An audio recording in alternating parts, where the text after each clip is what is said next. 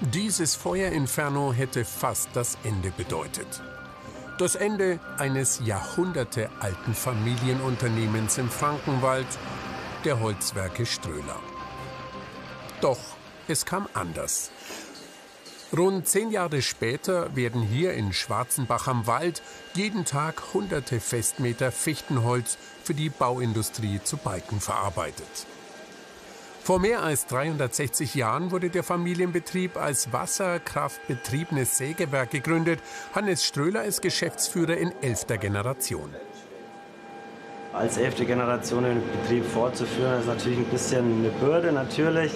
Aber man sieht es auch als Chance, also ich sehe es als Chance. Und man hat natürlich auch Verantwortung für Mitarbeiter. Aber es wird einem gewisses Vertrauen entgegengebracht.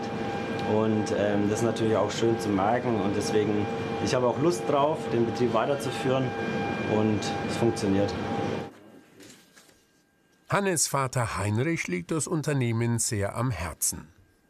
Er ist froh, dass es den traditionsreichen Familienbetrieb überhaupt noch gibt. Denn die Flammen vernichteten im Sommer 2015 binnen weniger Stunden, was Generationen über Jahrhunderte aufgebaut hatten.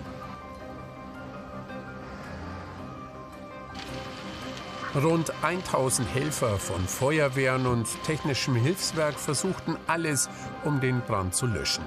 Doch am Ende zerstörte das Feuer den Betrieb bis auf die Grundmauern. Der Schaden 25 Millionen Euro. Die Polizei geht von Brandstiftung aus. Ein Täter wurde jedoch nie ermittelt.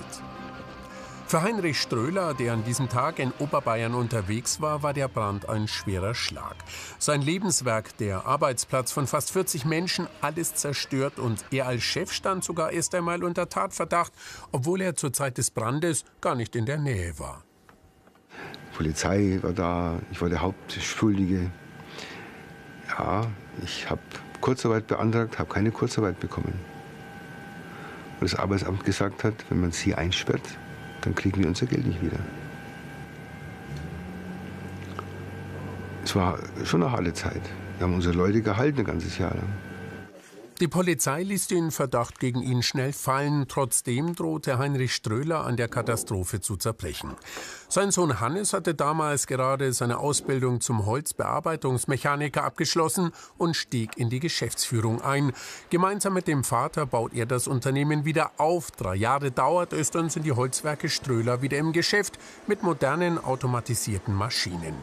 Seit dem Frühjahr 2024 hat Hannes Ströler die Wertschöpfungskette aus dem Fichtenholz noch erweitert. Aus den anfallenden Holzresten wie Sägespänen lässt er Briketts pressen, rund 3000 Tonnen pro Jahr. Auf die jahrhundertealte Firmengeschichte sind Hannes und sein Vater besonders stolz.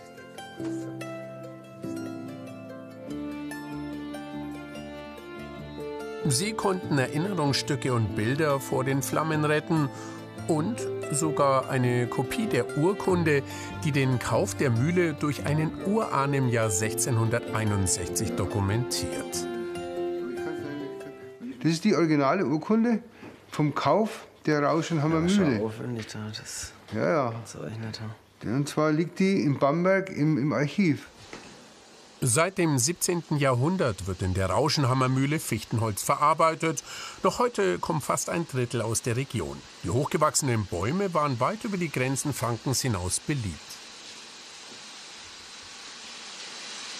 Das Holz im Frankenwald war berühmt. Das wurde bis nach Holland verschifft, verflößt. Ja, die haben dort ihre Häuser draus gebaut. Also es war wirklich was Tolles. Und diese Ware ist einzigartig. Doch der Klimawandel macht dem Frankenwald mit seinen Fichtenbeständen schwer zu schaffen.